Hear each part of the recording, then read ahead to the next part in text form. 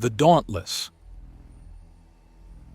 Squad Sergeant Davies is really beginning to regret his promotion, especially as he has to sit through the reaming that Recruit Alfor is getting with him due to being in charge of the man. The reaming for the idiot getting drunk and then flinching without pause during morning drill is long, loud, and designed to make a hungover man miserable, with glaring bright lights in their face and a lot of harsh language taken up to the next level. Davies is only kind of listening. It's not his fault. They know it's not his fault, and he knows what's going on. They want him to smoke the man himself after this. But he has his doubts, not about the need for punishments, but about going too far.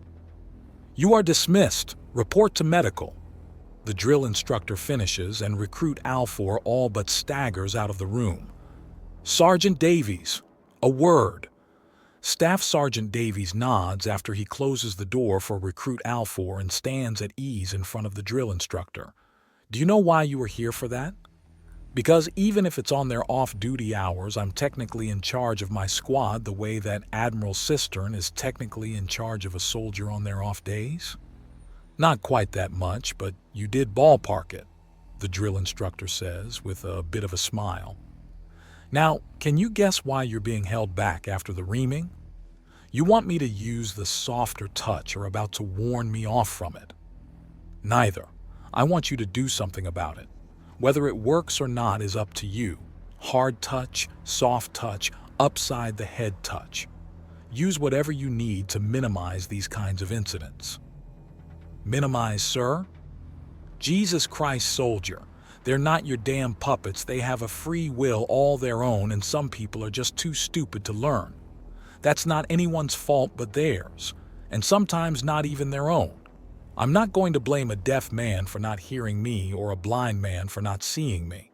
It's like expecting a Nagasha Jingay to be quick on the uptake. The fault isn't on them. It's on you." "Yes, sir," Davies replies. "Good now. You're in charge of the clown car, boyo, which means you're in charge of breaking news to them as well." He hands over a data pad. "Welcome to the life of being in charge, kiddo. Oh no, however, will I, the only son of a large family, possibly handle all the attention. The mind boggles. Oh, woe is me. Won't someone please think of the yada yada? Anything else, sir?" Squad Sergeant Davies asks, and he sees a genuine smirk on the drill instructor's face. "Keep the sarcasm to non-industrial scales and you'll do fine." The instructor tells him, and Sergeant Davies nods. "All right, you break the bad news to the squad. Dismissed." The drill instructor tells him, and he receives a salute before Squad Sergeant Davies leaves the office. He gets some distance and pulls out the data pad and reads it out. He lets out a little humming sound before tucking the data pad away and then heading towards the infirmary. "So, was it worth it?" he asks Recruit Alfor as he sits miserably in the chair. The Alfar man had the name equivalent of Mon or the like in English. It was a common and on-the-nose name, or at least sounded like it should be. "No," Alfor replies, and Squad Sergeant Davies nods. "Are you going to do it again?" "Yes." "Why?" "It was fun," Alfor says, and Davies sighs. "Take whatever medicine you need. Report to Training Course Delta. You have half an hour." "Half an hour? But, dude." "Take your medicine and drink some water," Squad Sergeant Davies says, and there's a groan from the drunken fool. "I suppose I should be thankful that it's only you that overindulged." "It was a bet." "A bet on what? How close to poisoning yourself you could get before dying?" Davies asks.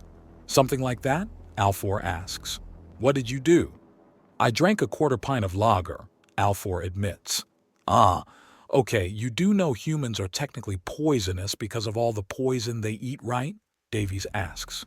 "Yes." "And you're not human?" "No." "So why did you try to ingest something designed for and by a species that has stretched the definition of omnivore to damn near anything organic?" "I won 3 Kutha for it." "Really? Damn," Davies mutters. "How the hell did Kutha coins get involved?" The soldier I bummed some of the lager from added to the pot, Recruit Alfor states, and Davies frowns. If an enlisted soldier added to this, then they'd need a reprimand.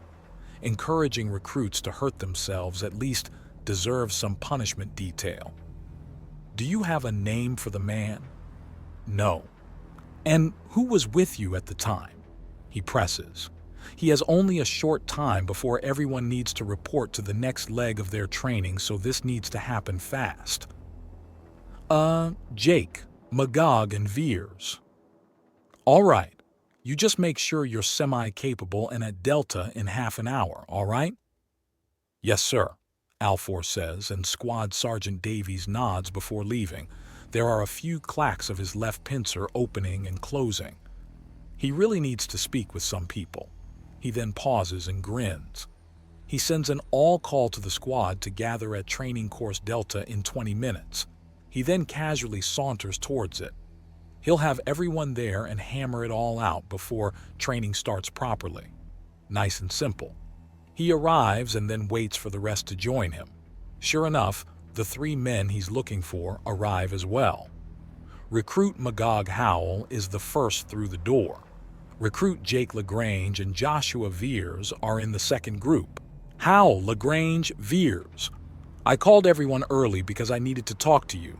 Everyone else, you have 10 minutes before things start, Davies says, and there's some muttering, but the 3 recruits come up.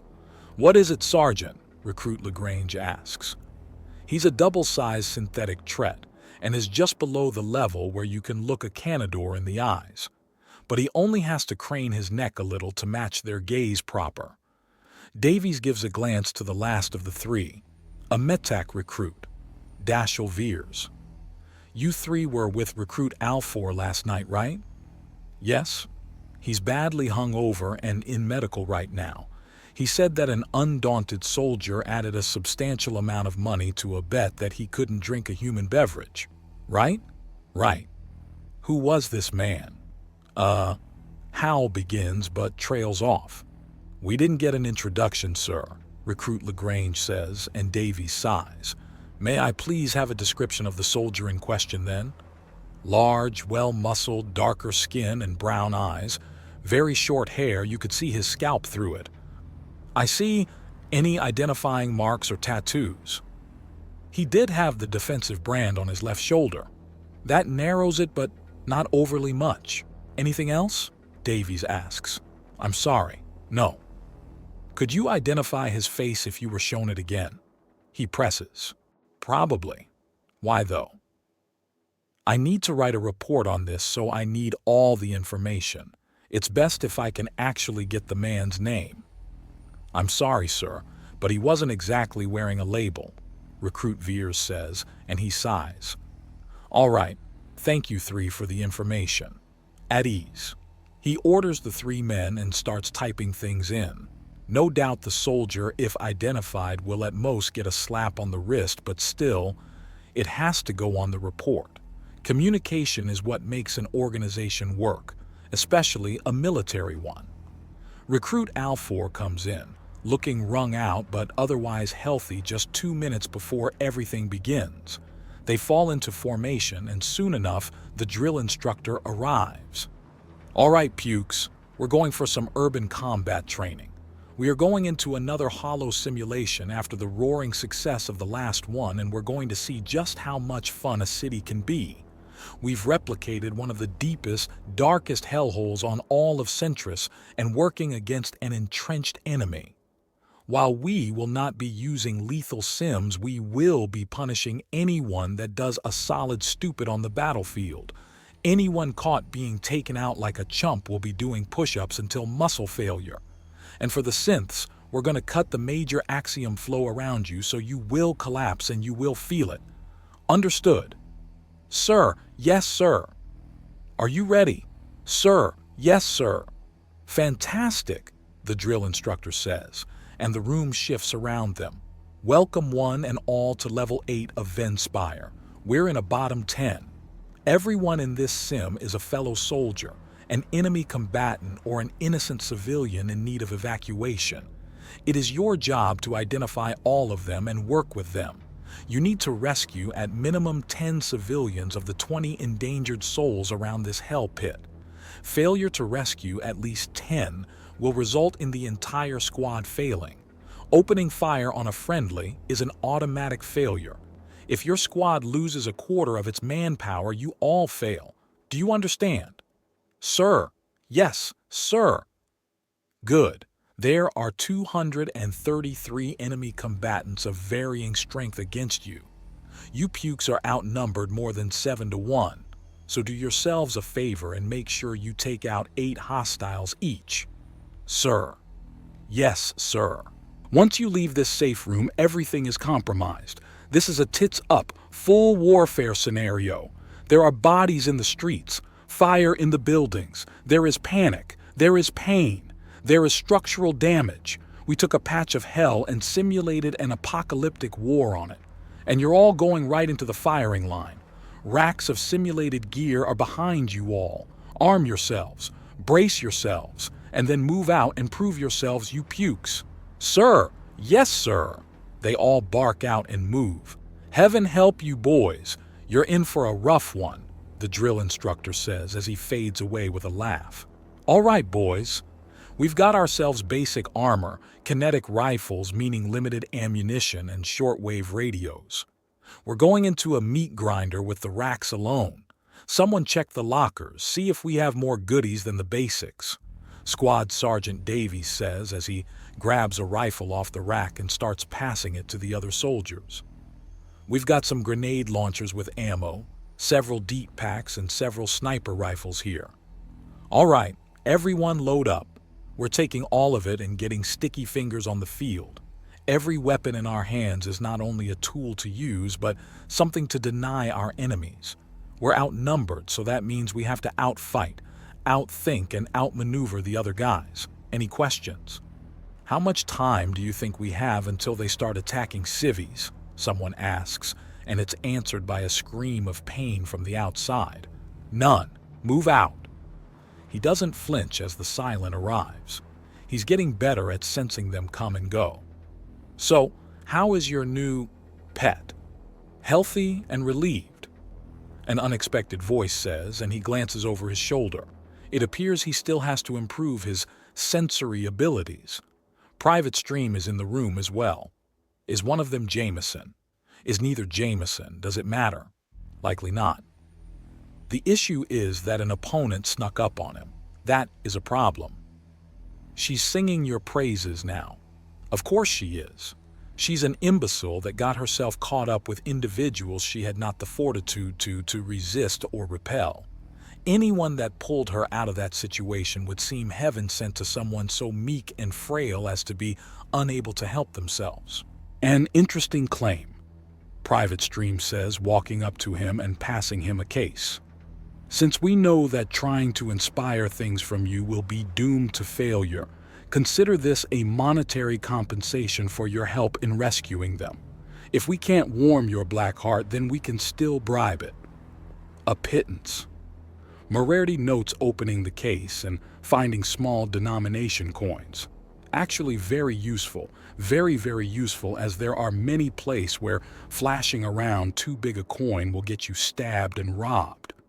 But he's not going to tell them that. If they don't understand that, then refusing to explain it will only help him. 5 minutes of work and you gain 1,000 credits. Oh, how terrible. Private Stream notes. We're also letting you keep the few coins you pulled off those girls and the data chips, although we do insist that if there's anything of value on them to turn over the information.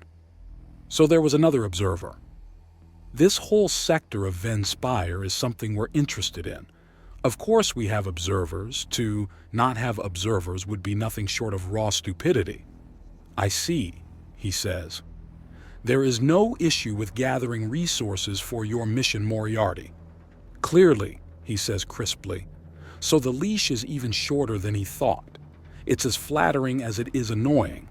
All that attention to keep one person contained is almost an ego boost, only punctured by the fact that it's him that's being observed. Anyways, keep up the good work, though please be a bit more thorough with your reports. We wouldn't want you to miss details again. And then he's alone in the apartment. Alone, but still observed. Wonderful. Just wonderful.